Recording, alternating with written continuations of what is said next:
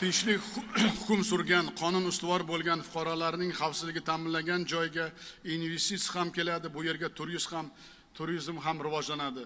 Lekin so'nggi paytlarda o'zini qonundan ustun qo'ygan, tadbirkorlarga bosim qilib, ularning biznesini egallab olishga harakat qilayotgan, iqtisodiyotimizga jiddiy putur yetkazayotgan murakkab moliyaviy jinoyatlar sodir etayotganlar, o'zini qozi deb hisoblagan odamlar o'rtasida oldi-berdi masalalarini hal qilib yuborgan ayrim jinoiy to'dalar ham paydo bo'lyapti. Buni ham yashirishimiz kerak emas.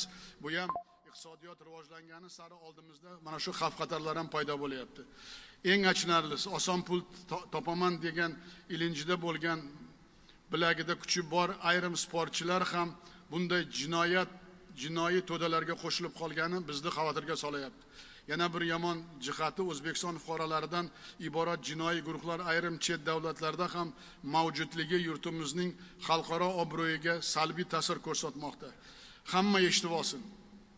Hamma bunday jinoiy to'dalar faoliyatiga chek qo'yish kuchimiz ham, qudratimiz ham yetadi. Buni albatta bunga yo'l qo'ymaymiz va buni yo'l qo'yishga butun jamiyatimiz bilan albatta kurashamiz. O'zbekistonda fuqarolarimiz, tadbirkorlarimiz va investorlarni har qanday vaziyatda ham ishonchli himoya qiladigan davlat bor, konstitutsiya bor, qonunlar bor.